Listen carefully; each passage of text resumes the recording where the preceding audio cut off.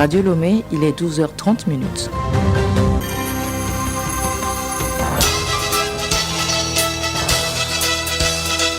Le journal. Le journal. Bénédicte Kanda. Bienvenue dans le midi 30 sur Radio Lomé. Madame, Monsieur, bonjour. Au sommaire, le Togo veut développer la filière horticole qui comprend la culture des plantes d'ornement, des jardins, la culture maraîchère et potagère. Le projet Profit, destiné à la promotion de cette filière, a été lancé à Kpalimé. Au Mali, il n'est plus Premier ministre. Choguel Maïga a été démis de ses fonctions après ses propos à l'encontre du pouvoir. Le magazine agricole de ce jeudi nous livre tout à l'heure les secrets de conservation des céréales.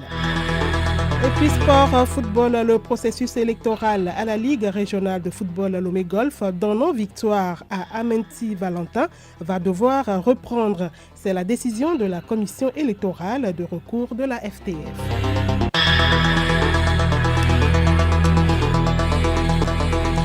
Radiolomé.tg. Encore une fois, bonjour. D'abord, les échos de la présidence de la République. Le chef de l'État fort et Santimania Simbe a reçu hier dans ses bureaux Ouattara Ouattara, administrateur du Togo au FMI. Les deux personnalités ont échangé sur les résultats performants enregistrés par le Fonds monétaire international auprès du gouvernement pour l'accomplissement de sa politique de développement. Après la présidence cap sur la primature, le Premier ministre, Mme Victoire Toméga-Dogbe, a reçu hier deux personnalités. Elle a d'abord discuté avec Koumba So, la nouvelle coordonnatrice résidente du système des Nations Unies au Togo. Leurs échanges ont porté notamment sur la feuille de route gouvernementale 2020-2025, la vision du président de la République, sa mise en œuvre et l'accomplissement du système des Nations Unies. Écoutons Koumba So à sa sortie de l'entretien avec Madame le Premier ministre. Avec son Excellence Madame le Premier ministre, nous avons regardé les différentes priorités qui sont en cours, qui permettraient un développement économique, social et environnemental, et également le facteur inclusion. Et pour les Nations Unies, c'est un facteur qui est extrêmement important. C'est ce que nous appelons ne laisser personne de côté, leaving no one behind. Donc nous avons vraiment pu discuter en profondeur de ces points lors déjà de cette première rencontre, et nous allons, avec l'ensemble du système des Nations Unies, apporter notre appui afin que le Togo puisse atteindre ses objectifs de développement. La coordonnatrice résidente du système des Nations Unies au Togo est également revenue sur l'inclusion qui est un moteur de développement. Quand nous parlons d'inclusion, nous parlons des jeunes, nous parlons des femmes, nous parlons des handicapés, et particulièrement pour les jeunes. Aujourd'hui, le nombre de jeunes qui entrent dans le marché du travail en Afrique dépasse les 11 millions. Et le seul secteur qui pourrait les absorber, par exemple, ce serait l'agriculture. Donc nous avons parlé de comment renforcer les systèmes alimentaires au Togo, comment s'assurer que ces jeunes puissent avoir accès à des investissements pour pouvoir travailler sur l'ensemble de la chaîne de valeur, que ce soit dans la production elle-même, dans la transformation, mais également dans la digitalisation du secteur. Et nous avons parlé également des femmes qui sont un pilier important du développement dans nos différents pays, et nous avons discuté de programmes qui sont structurants que le Togo met déjà en place, que nous pouvons renforcer. À l'instant, Madame Koumba So, la nouvelle représentante résidente du PNUD au Togo, avant sa nomination, elle était successivement représentante résidente de la FAO au Rwanda, puis à Djibouti. En seconde audience, Madame le Premier ministre Victoire Toméga-Dogbe a reçu l'administrateur du Fonds monétaire international, Ouattara Ouattara. Il est allé remercier la chef du gouvernement pour la voix du Togo dans son élection au conseil d'administration du FMI. Des sujets relatifs à la coopération entre le Togo et l'institution ont aussi été abordés. Ouattara Ouattara que nous écoutons.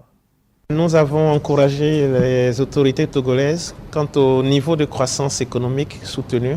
Vous le savez, le Togo est au-dessus des 5% en moyenne annuelle de croissance économique, ce qui est tout à fait remarquable. Le Togo a réussi à contenir le taux d'inflation autour de 3%.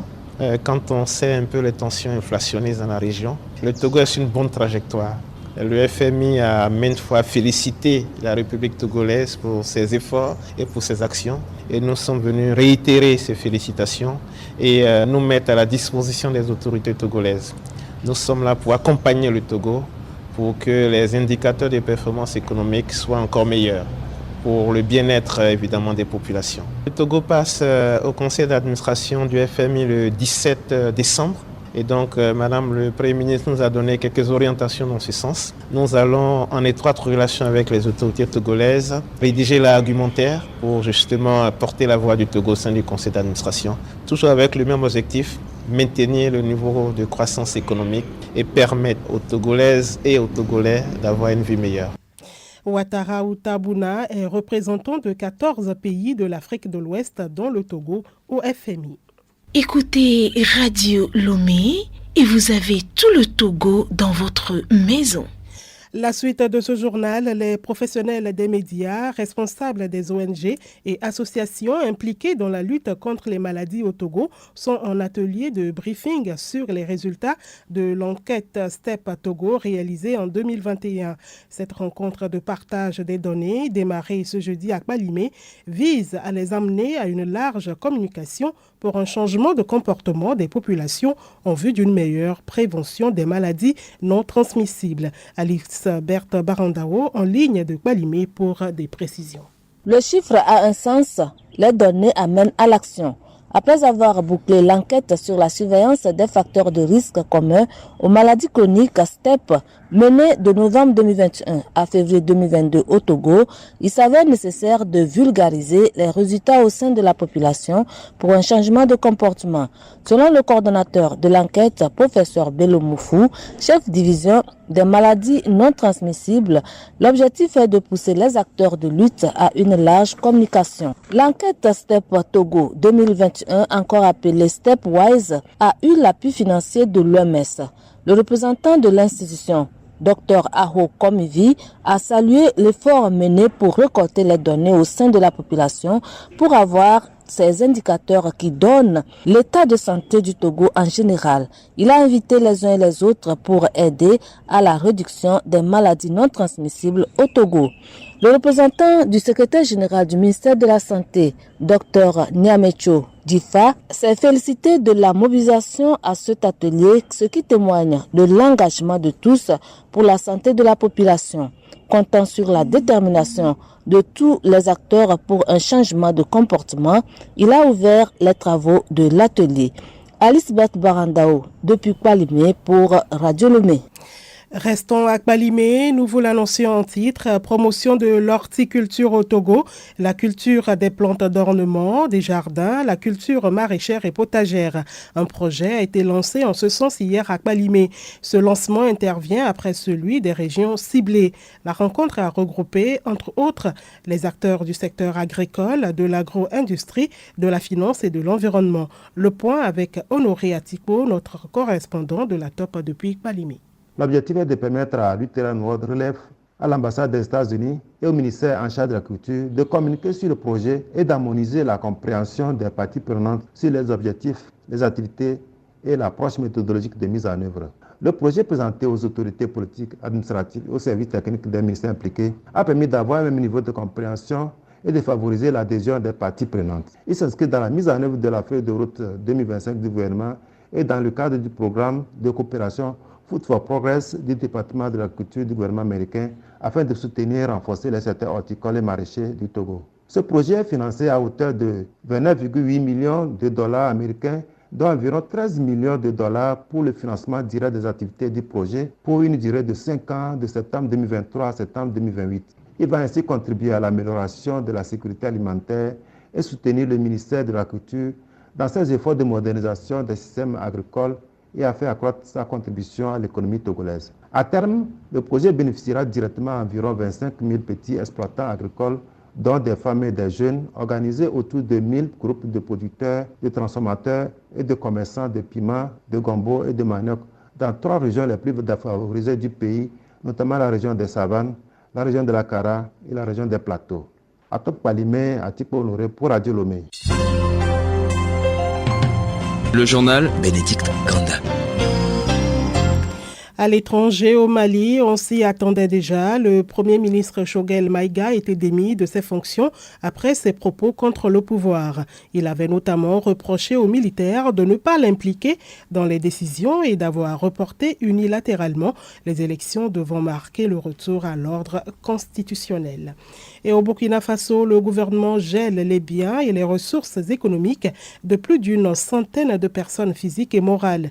Parmi ces personnes, l'ex-président Paul-Henri Sandaogo Damiba, des anciens ministres, des journalistes, des militaires, des bergers, des cultivateurs ou encore des commerçants. Elles sont toutes accusées de participation à des actes terroristes. En plus du gel de leurs biens, les personnes concernées ont été notifiées d'une interdiction de voyager durant cette période de 6 mois. En page magazine de ce journal, on parle sécurité routière. Dans un rapport, l'OMS fait état de plus d'1 million de morts chaque année. Les traumatismes dus à des accidents de la circulation sont désormais la principale cause de décès chez les enfants et les jeunes de 5 à 29 ans. La journée mondiale du souvenir des victimes des accidents de la route est observée chaque 3e dimanche du mois de novembre. C'était dimanche dernier donc. La journée vise à se souvenir des disparus des accidents, de soutenir les personnes touchées de façon irréversible par les traumatismes de la route. Nous revenons sur cette journée avec les témoignages des patients aux urgences chirurgicales du CHU Sylvanus Olympio. C'est un très souvenir. Il y a eu un accident avec un tricycle. Comment il y a eu un accident, je ne me souviens pas, j'étais tombé au coma. Et il est venu par derrière pour me cogner le bras gauche. C'est cassé. La leçon que je tire de cet accident, j'appelle tous les conducteurs de taxi moto de garder leur vigilance sur la route. Quand il y a un accident, ce n'est pas bon. Ça nous rend indisponibles à nos services. Le matin, vers 8h comme ça, j'allais au service. J'étais à moto sur la voie du continuum. À ma grande surprise, j'ai vu un chien qui m'a surpris au cours de la route. Je ne pouvais rien faire quoi. Subitement, je me retrouve par terre, prudent sur la route. Ceux qui élèvent les animaux, il faut qu'ils les gardent dans leur enclos, qu'ils ne laissent pas divader, se traîner un peu partout. C'est pas bon. Un très mauvais souvenir. En fait, je descendais d'une moto et derrière moi, il y avait une moto qui a serré. L'échappement de l'autre moto m'a brûlé au mollet. Il nous a trop serré. C'est une blessure moyenne à la base, mais qui a eu un peu de complications. Moi, ce que je dirais, c'est de faire très attention quand on veut descendre d'une moto, que ce soit la moto qu'on a pris ou bien les autres motos, qu'on fasse attention à l'environnement pour être sûr qu'il n'y a rien. L'accident, c'est pas bien, surtout quand il y a des complications après. On fait attention que tu sois à moto, à voiture, même à pied. On demande à chacun de faire très attention. Je suis en plein traitement et c'est pas du tout aisé. Je venais vers Lebasito, en allant vers la ville. Arrivé vers le rond-point de Makuela, je voyais qu'il y avait le feu vert qui était allumé. Et il y avait l'autre collègue qui passait vers le marché de Assier qui continuait. Donc, comme il y avait le feu vert, il y avait la prairie. Donc moi j'ai allongé tout droit. J'étais à moto, mon second qui m'a remarqué. Donc nous on allait tout droit pour contourner l'échangeur en allant vers la ville. Donc en un moment, on voyait un petit amal qui contournait. Quand le feu vert était déjà allumé de notre côté. Donc moi je criais mon ami là. Et là on était sur le pneu là-bas.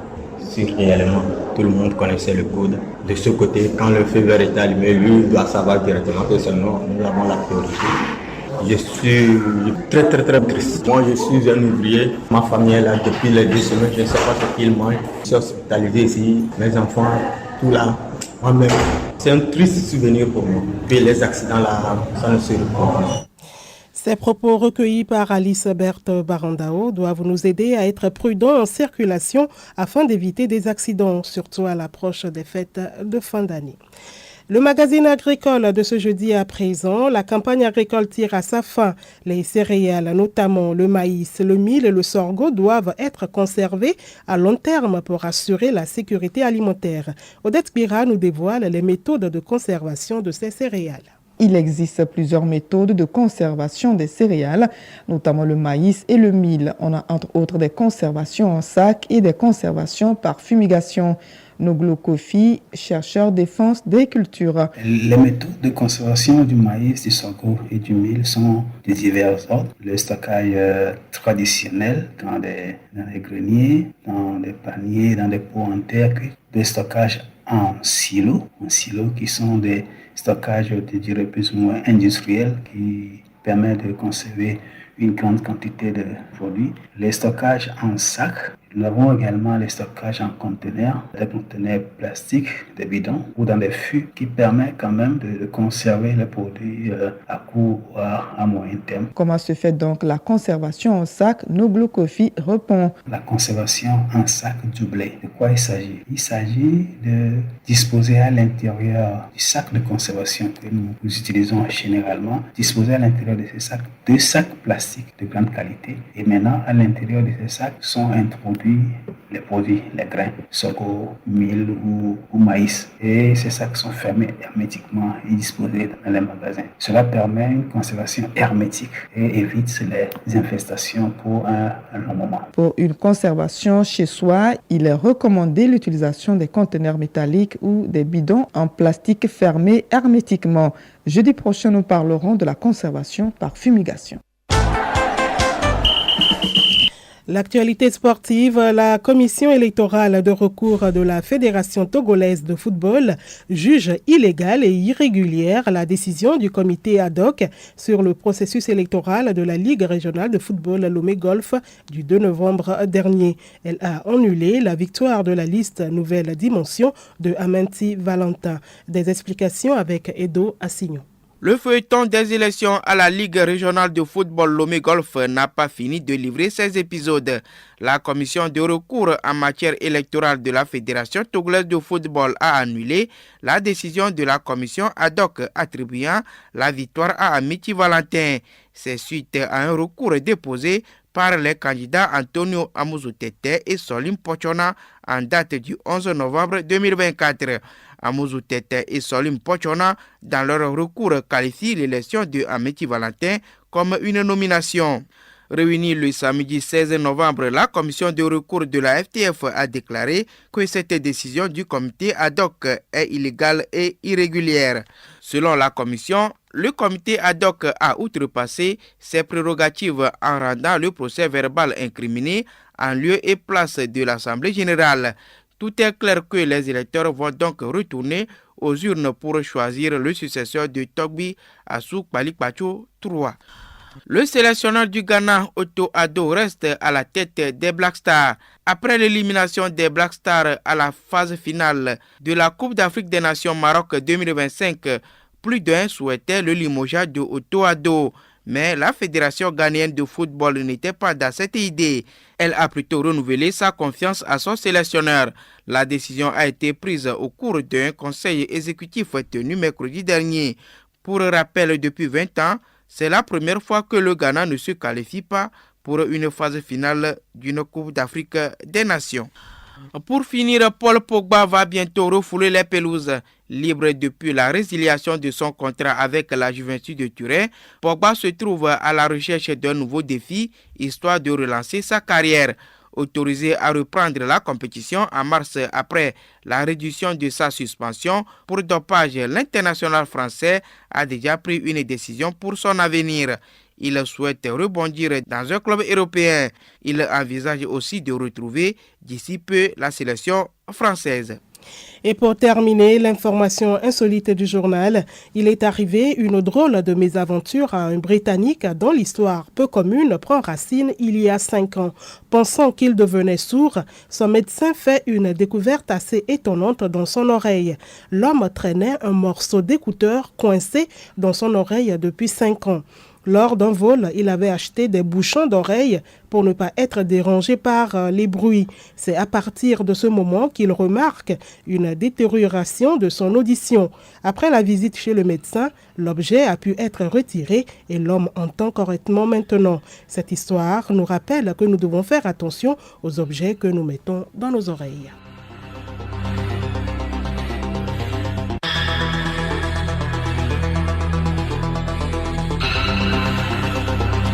Madame, Monsieur, voilà, ce 12h30 se referme ainsi. Toute l'équipe vous dit merci de l'avoir suivi. Le rappel du sommaire. Le Togo veut développer la filière horticole qui comprend la culture des plantes d'ornement, des jardins, la culture maraîchère et potagère. Le projet Profit destiné à la promotion de cette filière a été lancé à Kpalimé. Au Mali, il n'est plus Premier ministre. Choguel Maïga a été démis de ses fonctions après ses propos à l'encontre du pouvoir. Et puis le magazine agricole de ce jeudi s'est intéressé aux secrets de conservation des céréales. Passez un excellent après-midi sur nos antennes.